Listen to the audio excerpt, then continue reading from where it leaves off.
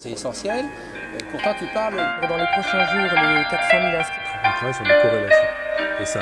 Que l'Europe des data est une vision encore, mais c'est un logiciel. Bonjour Jean-Pierre Véran. Bonjour. Tu as coordonné avec Bernard Cornu un dossier publié dans la Revue internationale d'éducation de Sèvres, publié par le CIEP, intitulé « Pédagogie et révolution numérique », qui présente 9 contributions venant de pays aussi différents que le Royaume-Uni, l'Argentine, les Pays-Bas, le Nigeria, la Corée du Sud, l'Éthiopie. Mais pourquoi avoir fait cette publication et surtout pourquoi ce choix de pays? Ce que nous voulions d'abord, c'est éviter de rester dans l'entre-soi de l'OCDE, même si à l'intérieur de l'OCDE, il y a pas mal de variétés, et donc aller chercher la diversité des situations, parce que, alors qu'on parle d'un monde globalisé, on s'aperçoit que la globalisation n'en est pas au même point partout, et qu'en Éthiopie ou au Nigeria, on n'est pas du tout dans les mêmes conditions, justement, qu'en Corée du Sud ou qu'en Argentine. Donc ça, c'était la première idée, c'était donner une vision aussi précise que possible de la diversité du monde et de l'état de la révolution numérique. Vous avez pourtant relevé des points saillants dans ces contributions. Et alors la question qu'on peut se poser, c'est comment ces points-là peuvent-ils éclairer le débat en France sur la question du numérique en éducation? Je crois que ce qui ressort de la confrontation de ces différents regards nationaux sur la question du numérique en éducation, c'est que il y a un certain nombre d'idées reçues qui tombent. La première, par exemple, c'est l'idée que le numérique serait finalement l'instrument de la rénovation pédagogique. Et on s'aperçoit par une étude conduite aux États-Unis par Matthew Ruffalo que pas du tout. Des établissements qui sont extrêmement bien équipés, extrêmement bien connectés, utilisent le numérique à des fins complètement différentes.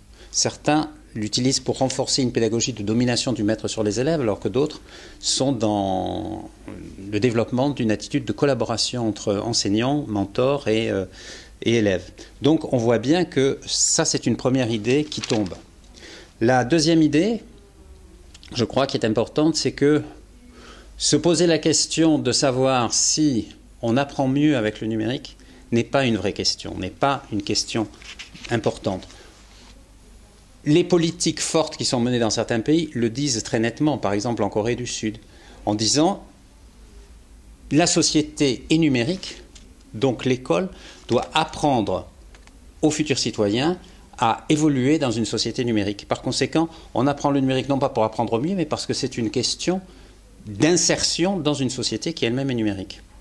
Donc ça, c'est la deuxième idée. La troisième idée, importante je crois, c'est qu'on voit apparaître aussi dans différents pays combien la forme scolaire traditionnelle résiste à l'innovation et au changement.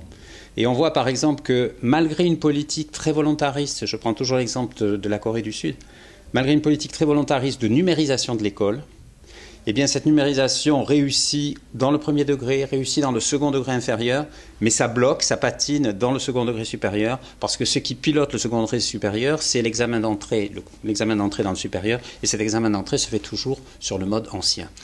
On peut prendre l'exemple de la France avec le baccalauréat, par exemple? Absolument, c'est exactement cela.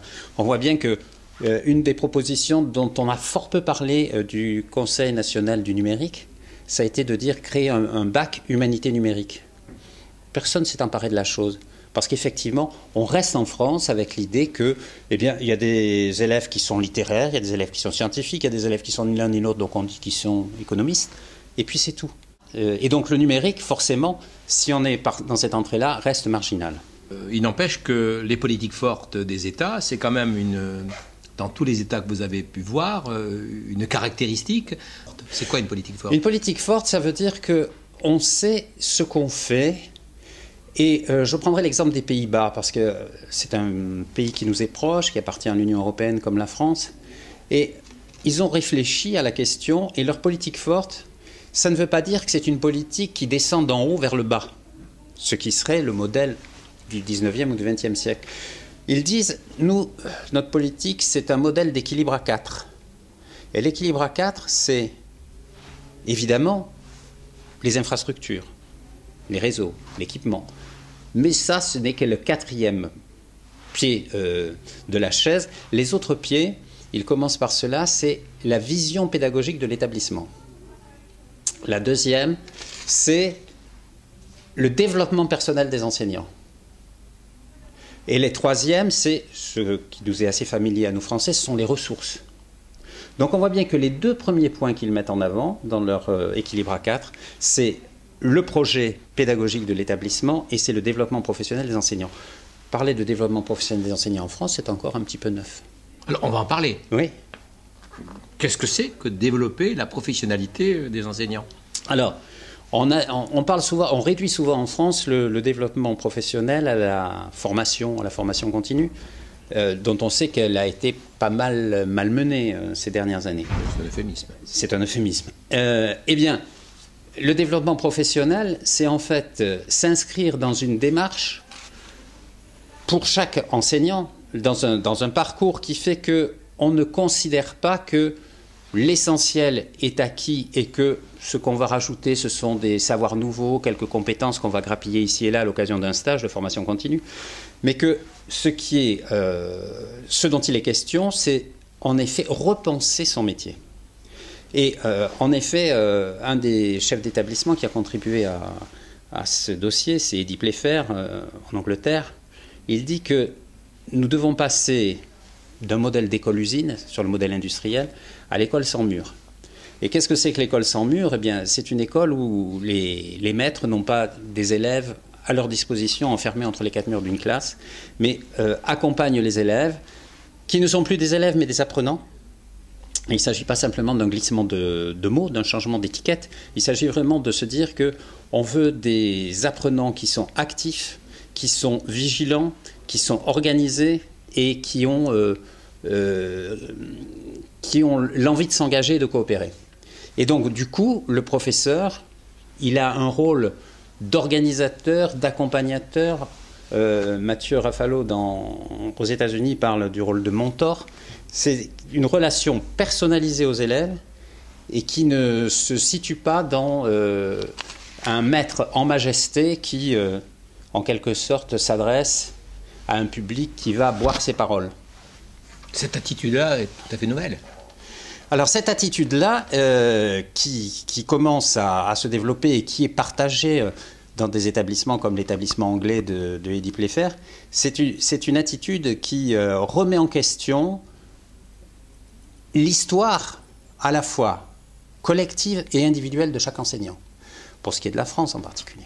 Alors, si on revient au numérique quand même, permet-il, ce numérique, de mieux apprendre et aux professeurs de mieux enseigner malgré tout?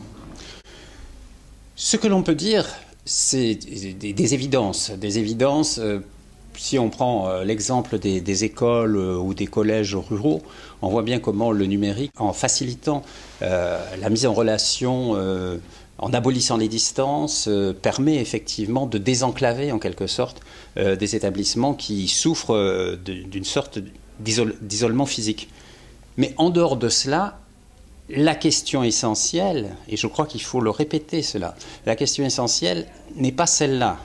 La question essentielle, c'est que si l'école ne s'empare pas du numérique et de ce que cela représente en termes de compétences nouvelles à acquérir dans le cadre de la formation des futurs citoyens, eh bien, elle passe à côté de sa mission. Donc la question n'est pas de se dire on va prendre du numérique parce qu'on apprend mieux ou parce qu'on enseigne mieux. On s'inscrit dans la réalité sociale qui est celle d'une société numérique parce que les élèves que nous formons sont destinés à vivre au sein de cette société. Mais alors le rôle de l'école est profondément changé? Le rôle de l'école est effectivement profondément changé. On est aujourd'hui dans une journée de réflexion autour des espaces et des temps et on voit bien comment notre système extrêmement cloisonné, à la fois temporellement et spatialement, est devenu maintenant d'une porosité importante. Et il faut vivre avec cette porosité. Il ne s'agit pas de la déplorer, il ne s'agit pas d'essayer de restaurer l'école des anciens francs. Il s'agit d'être dans l'école du XXIe siècle, qui est donc profondément transformée. Ce matin, Bruno de Vauchel disait « l'école est morte ». Oui. Et l'école, en tout cas, en tant que système, architecture de l'information et de la connaissance telle qu'elle est construite, effectivement, on peut dire qu'elle est morte. Ce qui ne veut pas dire qu'on n'a pas besoin d'une institution qui, aujourd'hui, soit, pour reprendre ce que disait Bruno de Vauchel, la maison des savoirs pour tous et tout au long de la vie. Ça pose aussi la question, au-delà des enseignants, de la formation, de l'action des cadres de l'éducation nationale. Oui, alors là-dessus, je crois que nous sommes confrontés, alors si on en vient à la situation française, plus précisément, on voit bien comment, jusqu'à présent, les tentatives de transformation, il ne suffit pas qu'elles soient officialisées dans des textes réglementaires, comme un décret primo-ministériel qui décrète le socle commun de connaissances et de compétences en 2006. Il ne suffit pas donc d'un décret signé du Premier ministre pour que les choses changent. Et on a bien vu comment il a fallu des années et des années pour que progressivement infuse cette question du socle commun. Et aujourd'hui, où on est en train de retravailler sur les programmes, l'ensemble des programmes scolaires, à partir du socle commun de connaissances, de compétences et de culture, on voit combien ces choses-là, finalement, passent assez mal parce que cette démarche-là remet en question, je dirais, l'essence même de la formation des professeurs, mais aussi des cadres qui sont passés par la même formation, c'est-à-dire une formation en silo disciplinaire. Et donc, penser aujourd'hui la formation autrement et penser l'encadrement autrement, c'est sortir de cette logique des disciplines et des programmes. Et se dire aujourd'hui que on ne veut pas ajouter une discipline supplémentaire, mais qu'il faut repenser le contenu des enseignements disciplinaires pour que le numérique ait toute sa place dans la formation des élèves, c'est un enjeu réel pour l'encadrement comme pour les enseignants. Quant au personnel d'encadrement, je pense en particulier au personnel de direction, n'y a-t-il pas nécessité également d'avoir de revisiter la forme de gouvernance, la forme de gouvernement, pour qu'elle soit une vraie gouvernance, dans la mesure où l'ensemble du système, à terme, fonctionnera en réseau. Modifier la gouvernance dans un EPLE, modifier la gouvernance dans un rectorat, c'est aussi peut-être prendre appui sur la modification d'une forme de gouvernance dans la relation enseignant-enseigné. Absolument. Je crois que c'est très lié. L'évolution sociale, l'évolution culturelle, impulsée aussi par le numérique, remet en question les modes de gouvernement anciens. Et par conséquent, on voit, pour prendre toujours l'exemple français, on voit comment, au bout de 20 ans de démocratie lycéenne, la ministre chargée de la réussite éducative dit « on va lancer l'acte 2 de la vie lycéenne ». Pourquoi un acte 2 ? Parce qu'il n'y a pas eu d'acte 1. C'est-à-dire que les choses existent sur le papier, les choses existent dans les textes, mais on ne le fait pas. Lorsque l'inspection générale fait le suivi de la mise en œuvre de la réforme du lycée, elle note d'une simple phrase que les conseils de vie lycéenne qui devaient être consultés sur la mise en place de l'accompagnement personnalisé ne l'ont jamais été. C'est aussi simple que cela. Mais c'est dire que nous sommes, alors que nous avons les instances de gouvernance, elles sont là. Nous continuons à gouverner selon le modèle hérité de l'université impériale. Ce n'est plus d'actualité, ce n'est plus possible. Et donc, en effet, tenir compte de ce que disent les élèves, de ce que souhaitent les élèves dans la classe, dans l'établissement, tenir compte aussi de ce que nous disent les parents et de ce qu'ils souhaitent, c'est aujourd'hui une nécessité pour conduire dans l'établissement une politique d'établissement qui soit rassembleuse et qui crée autour de ce qui se fait dans l'établissement cette sorte de consensus qui va faire que les élèves vont aussi se sentir portés par une dynamique et la dynamique à la fois des parents, des professeurs et de la direction de leur lycée. Merci beaucoup Jean-Pierre Véran. Merci à vous.